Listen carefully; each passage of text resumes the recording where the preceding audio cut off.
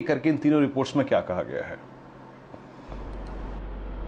देखिए, ये नंबर जो आ रहे हैं Q1 के अपडेट्स आ रहे हैं, इसके बाद ब्रोकरेज हाउसेस की तरफ से व्यूज़ आते हुए दिखाई पड़ रहे हैं। पहले मॉर्गन स्टैनली की एक रिपोर्ट है एयू स्मॉल फाइनेंस बैंक के ऊपर, जहां पे ओवरवेट रेटिंग दी है और 1150 रुपये के टारगेट दिए हैं। उन्होंने ये कहा है कि जो ग्रॉस NPA हैं वो फ्लैट है, लेकिन बैंक के करीब 2% के आसपास की लोन रिस्ट्रक्चरिंग ज़रूर देखने को मिली है Q1 के अंदर। मेजरली जो लेंडिंग बिजनेस है वो करीब 300 करोड़ रुपए के आसपास आए। YOY बेसिस पर ये 20 करोड़ के सामने बढ़ता हुआ दिखाई पड़ा, तो थोड़ा सा इंप्रूवमेंट वहां है। AUM ग्रोथ स्टेबल है और सीक्वेंशियल बेसिस पे करीब 3% के आसपास का वहां पे एक डिक्लाइन देखने को मिला। तो ओवरवेट साइड पे रेटिंग है, करीब 1150 के टारगेट हैं। अच्छा, इंडसइंड बैंक पे 1100 की रिपोर्ट आई है, आउट परफॉर्म रेटिंग है। ये मैक्वेरी की तरफ से रिपोर्ट आई है। उनको दिख रहा है कि डिपॉजिट ग्रोथ जो है वहां पर एक हेल्दी ट्रैक्शन आता हुआ दिखाई पड़ रहा है और अच्छी ग्रोथ वहां पर देखने को मिल रही है। इंडसइंड की असेट साइड पर जो सिचुएशन है वहां पर ग्रोथ जरूर देखने को मिल रही है और एक कंजर्वेटिव साइड पर वो अपनी ग्रोथ बनते हुए देख रहे हैं। तो अब नंबर्स में थोड़ा पिकअप आ रहा है और पिछली बार जो एक बड़ा मेजर फॉल आया था वो एसेट क्वालिटी के मद्देनजर ही देखने को मिला था, तो उसके बाद से थोड़े कंजर्वेटिव साइड पर है। इसीलिए मैं क्वेरी मान रहा है एक बाय साइड पर रेटिंग है और आउट परफॉर्म रेटिंग है और करीब 1100 रुपए के टारगेट्स हैं।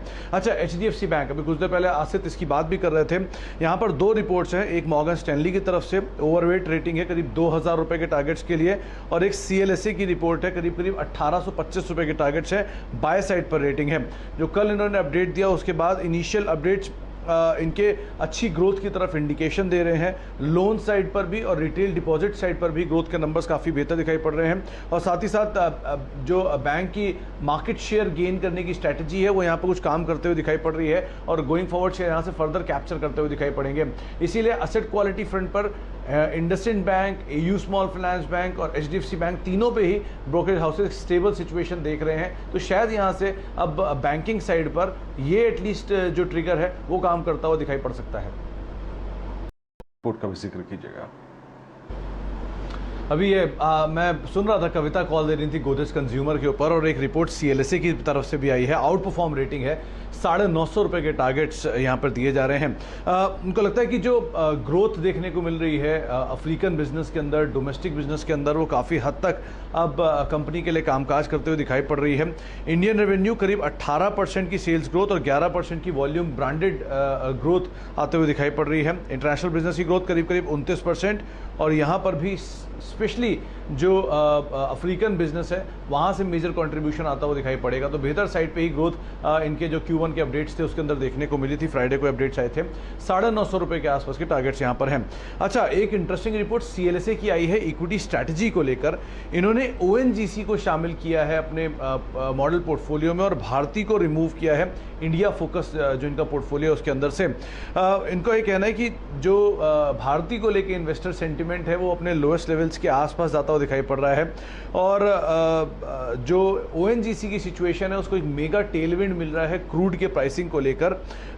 Q1 की कमेंट्री काफ़ी ऑप्टिमिस्टिक थी ONGC केस में, और इन्होंने $50 पर बैरल के आसपास के नंबर्स को डिस्काउंट किया था Q1 में, और अभी $76 पर बैरल है। तो रियलाइजेशन और बढ़कर और बेहतर आने का अनुमान लगाया जा रहा है, और 115% के आसपास का स्टॉक में अपसाइड ONGC में मान के चल रहा है CLSA इस क्रूड के दाम के मद्देनज़र। तो अगर ऐसा होता है तो ONGC के कीमत में या शेयर प्राइस में एक बड़े तेज़ी की उम्मीद लगाई जा रही है। अच्छा, दूसरी तरफ भारतीय केस में उनको लग रहा है कि जो कॉम्पिटिटर एक स्ट्रांगली एग्रेसिवली प्लान एक्सपैंड कर रहे हैं मार्केट्स के अंदर, और जियो स्मार्टफोन सितंबर तक लॉन्च हो रहा है, वो एक बहुत बड़ा ओवरहैंग रहेगा भारतीय के लिए। इसीलिए उनको वो बाहर निकाल रहे हैं और ONGC की री रेटिंग की पॉसिबिलिटी के आधार पर उसको शामिल कर रहे हैं। 115% का अपसाइड ONGC में वो मान के चल रहे हैं।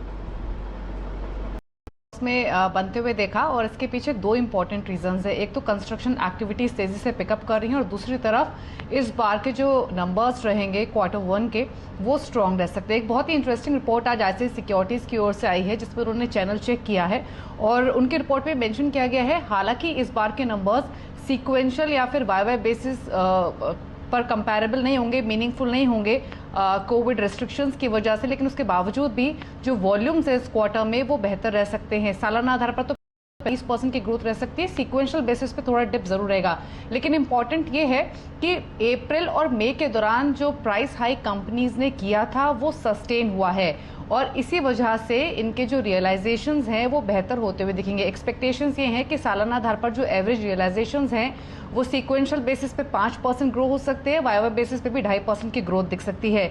इसके अलावा जो पैन इंडिया यूटिलाइजेशन है कोविड रेस्ट्रिक्शंस के बावजूद भी इस क्वार्टर में 70% के आसपास रहा है, जो कि काफ़ी एनकरेजिंग फिगर है। हालांकि इनकी कॉस्ट बढ़ी है क्योंकि डीजल प्राइसेस बढ़े हैं, इंपोर्टेड कोल प्राइसेस बढ़े हैं, पेटकोक प्राइसेस में भी इजाफा देखने को मिला है सीक्वेंशियल बेसिस पे, लेकिन उसके बावजूद भी बेटर कॉस्ट एफिशिएंसीज की वजह से जो एबिटा रहेगा इन कंपनीज का ऑन एवरेज वो 10% के आसपास की ग्रोथ दिखा सकता है। तो अच्छे नंबर्स की होप है। प्राइस हाइक सस्टेन कर रहा है, फर्दर प्राइस हाइक की प्रोबेबिलिटी बन रही है जैसे जैसे कंस्ट्रक्शन एक्टिविटीज़ पिकअप कर रही हैं और इन्हीं डेवलपमेंट्स के बीच में इन स्टॉक्स में ये तेज़ी बनती हुई दिखी है। तो अच्छे अर्निंग्स और आगे का आउटलुक और बेहतर होता हुआ दिख रहा है। यही दो इंपॉर्टेंट रीजंस है।